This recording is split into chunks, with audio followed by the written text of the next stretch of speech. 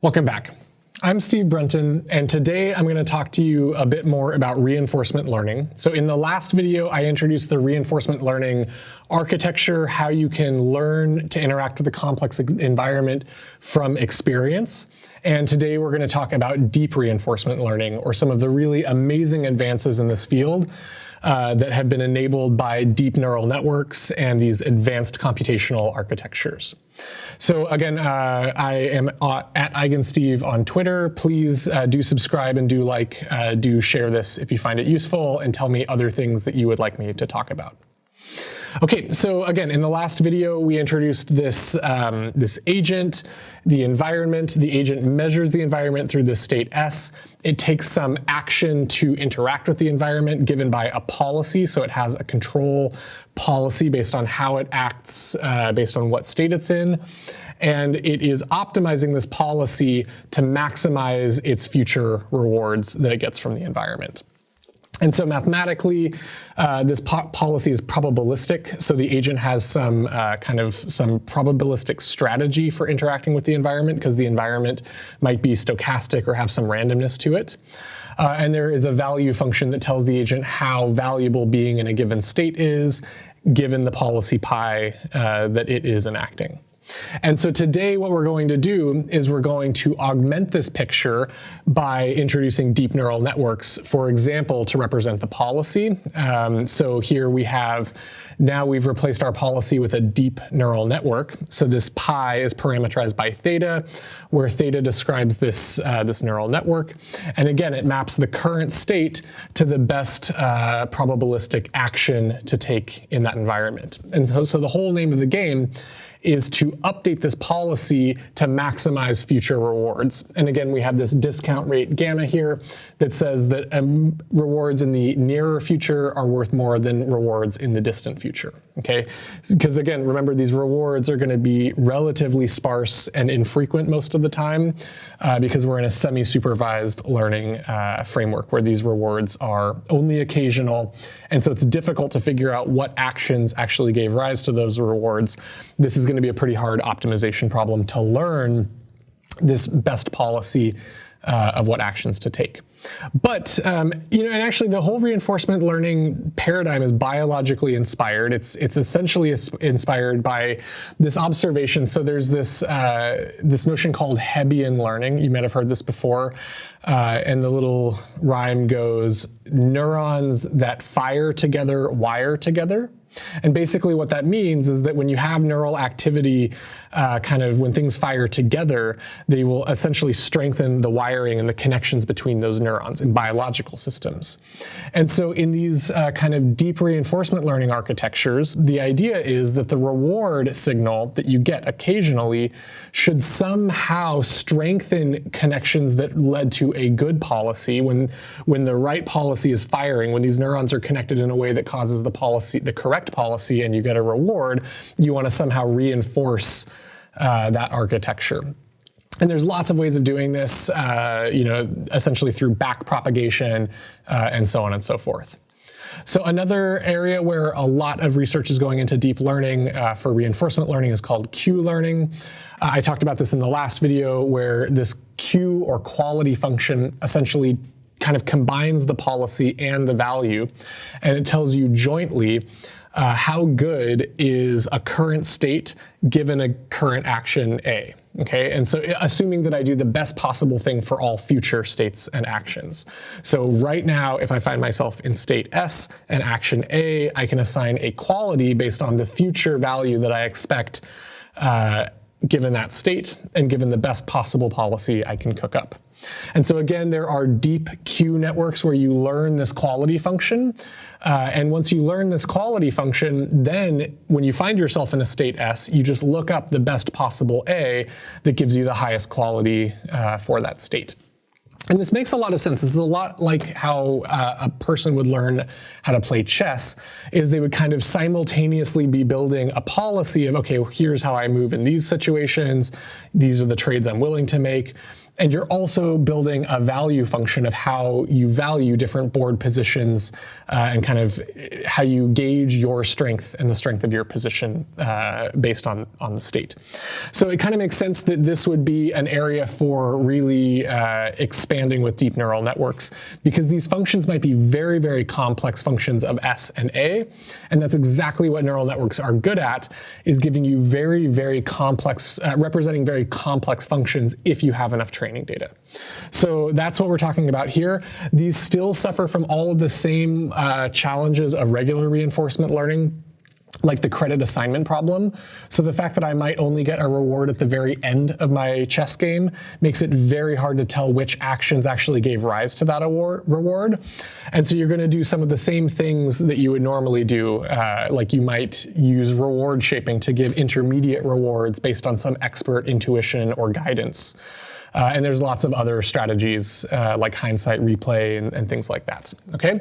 But the basic idea is we're going to take the same reinforcement learning architecture and we're going to either replace the policy or the queue function with a policy network or a queue network. Good.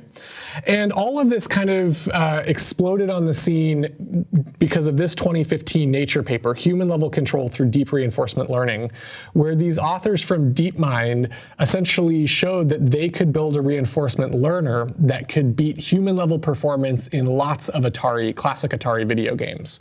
So I'm going to hit play. I love this one. This is one of the first ones that got me really excited about this. So this reinforcement learner is essentially trying to maximize this score by breaking all of these blocks. And after a few hours of training, it has an epiphany that only really excellent human players ever reach. So it essentially finds an exploit in the game where it realizes that if it tunnels in one side, so it's going to tunnel through here, if it tunnels through one side, it can essentially use the physics of the game to break all of these blocks for it. And that's pretty amazing. So it, in a short amount of time, learns a really advanced strategy that only a few humans, only a small percentage of humans would actually learn eventually. So really impressive. This is a beautiful paper, by the way. You should go read this. They talk about how they actually build their networks. So they use the pixels of the screen itself as the input, and they use convolutional layers and fully connected layers, eventually deciding what the joystick should do, what actions to take. And a lot like other examples in neural networks, this was the paper that really brought reinforcement learning and deep reinforcement learning back to to the forefront of everyone's mind, because this showed performance that hadn't been attainable before. So this is a lot like the ImageNet of reinforcement learning. Okay, this brought it back into the forefront. Since then, so Google bought this company for $500 million because this was, promised a big step towards general artificial intelligence, or an artificial intelligence system that could get good at lots of things rather than just one very specific task. And since then, billions of dollars have been invested into reinforcement learning in general and deep reinforcement learning by companies. And so in this original paper, these are all of the Atari games that they try out. And this is the level. Above this, they're at or above human level performance. And there's only a few games that they're below human level performance. And I actually think it's pretty interesting to look through these and figure out why this DeepMind was unable to figure out these games, but it was able to figure out these games. That's kind of an interesting exercise. Actually, I will point out that the algorithm in this paper, you could train it on one of these games and it would get really, really good. But that same learned algorithm, that reinforcement learner, cannot then be used to play another game without completely retraining it. And so it's still a ways away from where we want to be. We want to have a learning system that can learn to play all of these games. And if it learns one, it can learn how to play the other faster and better, just like a human does. We're still a ways away from that, but tons of people are working on it. It's one of the big problems in the field, is kind of transfer learning and general artificial intelligence using reinforcement learning. So building a learner that can learn lots of things and learn faster from its experience. That's what humans do.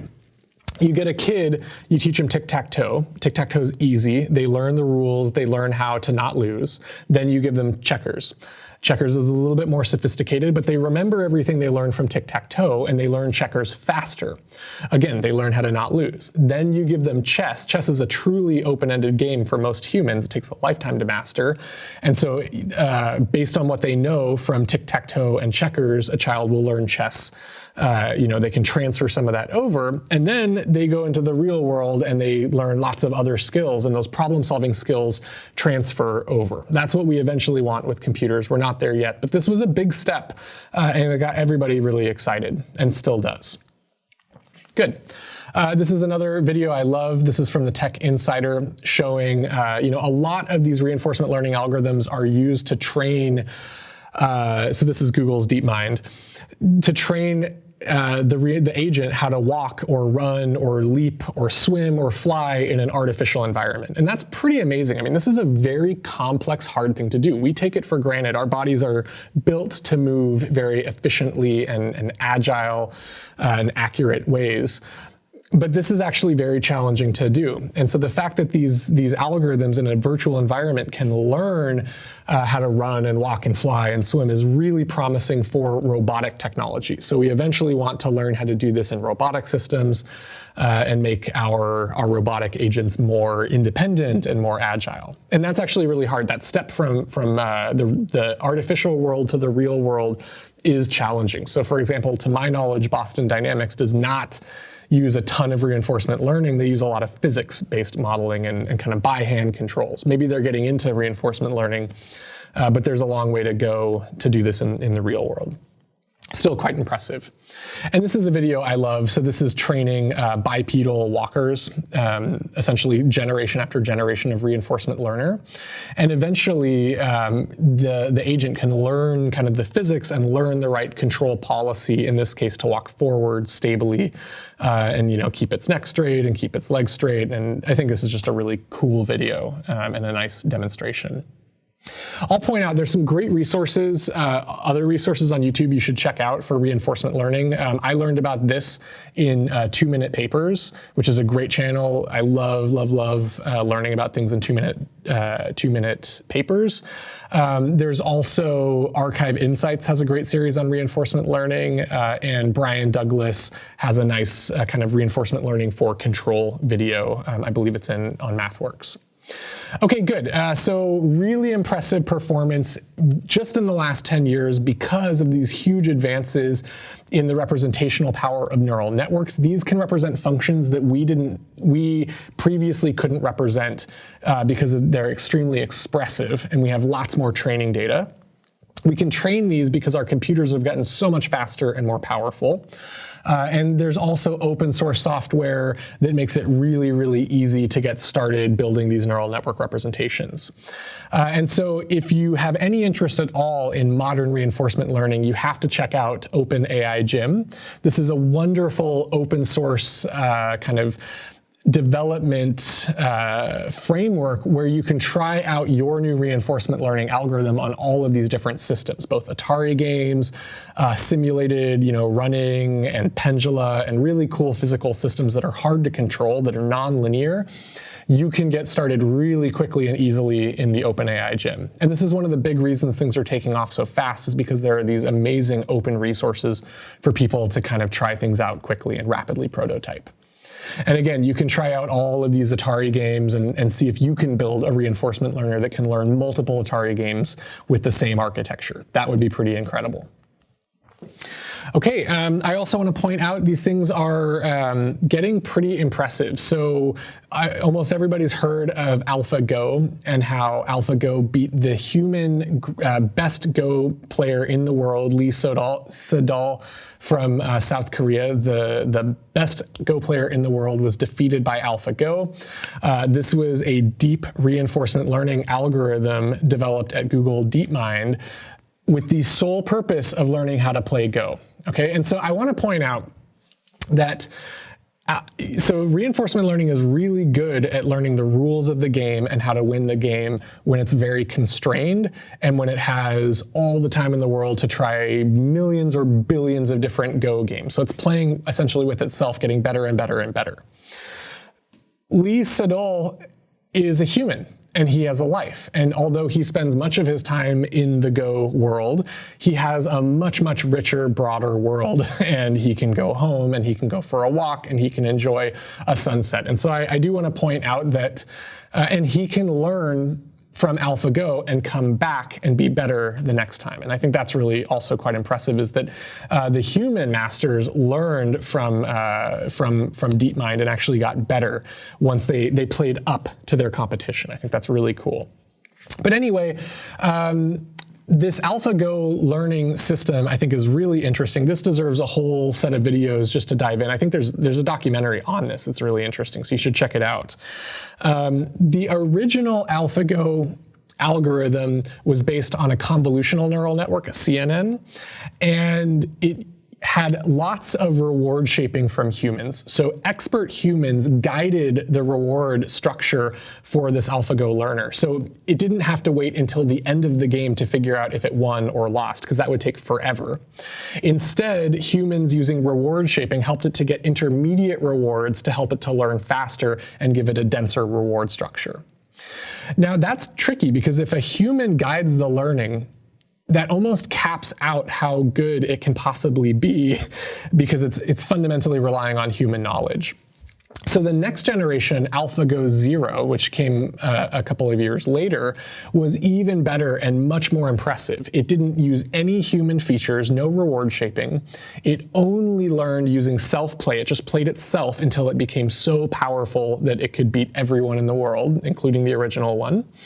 And it was based on a residual network architecture, kind of these that have these jump connections and are easier to train with backpropagation. Okay, so really cool advances, and that actually was one of the major advances that showed that ResNet was kind of definitely a major contender in the neural network architecture scene. Okay, so anyway, I think this is really cool. It's really interesting. But again, that is all that this algorithm does in the world, and it doesn't know how to take what it learned from Go and do anything else better. And that's what we need. That's what we want in these systems, is to get really good at a game and then take that and allow it, use that knowledge to get really good at something else. That's what we do, and that's really fun, and that's one of our strengths.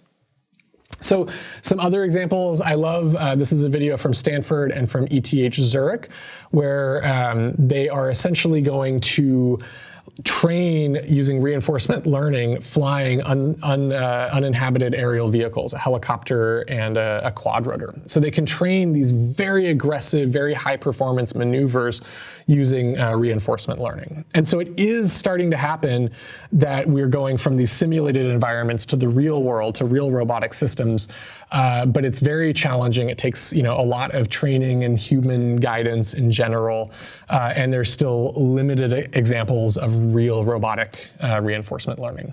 Actually, someone asked me in my class that I teach at the University of Washington, what are some real examples of reinforcement learning in industry? Because a lot of times you hear these game examples, Atari or AlphaGo, but I think actually one of the original ones was in elevator scheduling. So it turns out, and this is, I would have never thought, but it's really interesting. It turns out that in a really, really big building, like a super skyscraper that has tons of elevators and lots of floors, scheduling these things efficiently so that you don't get jammed up and so that people can get where they're going as fast as possible is a huge problem. It's a combinatorially hard problem, and it's really hard to solve. And reinforcement learning was one of the early algorithms that was used to kind of figure out this near optimal scheduling policy. Kind of interesting. Good. Okay, so robotic learning is getting pretty good. Okay, so I just want to take a couple of steps back and maybe summarize. So we've talked about reinforcement learning in general, both in the last lecture and in this one, as a kind of framework for learning how to interact with a complex environment based on your experiences. This is fundamentally biologically inspired. It's trying to mimic how we learn, how animals learn, how you train a dog, and things like that.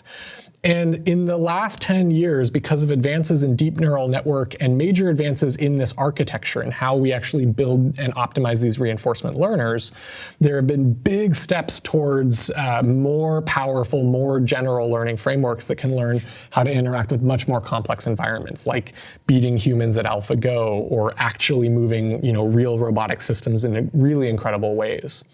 But there's still a long way to go. So again, I've said this a lot. I'm going to keep stressing this. We humans have bodies, and we are curious. We go explore, and we touch, and we learn. And children are curious, and they constantly are soaking up knowledge. And when they learn one thing, they can use it through this incredible human power of abstraction. They can use what they learn in one scenario in a totally different scenario. That is still a completely open problem in reinforcement learning. Maybe not completely open. It is a pressing and central challenge in modern reinforcement learning, is how to take what you learn and generalize, how to take a step back and use your expertise in one problem in one environment to solve another problem in another environment. That would be real general artificial intelligence. We're a long way away from that. So the good news is that that's not going to be solved in 5 years or 10 years. That's a hundreds of year problem. But it's really exciting because that means, there's work to be done, important, interesting work in the field of reinforcement learning for, lifetimes of research to be done in figuring out how to improve these systems, figuring out how to learn faster and better, both from what you're learning in the reward structure of this problem, but also from what you've learned in other problems. Okay, thank you so much for watching.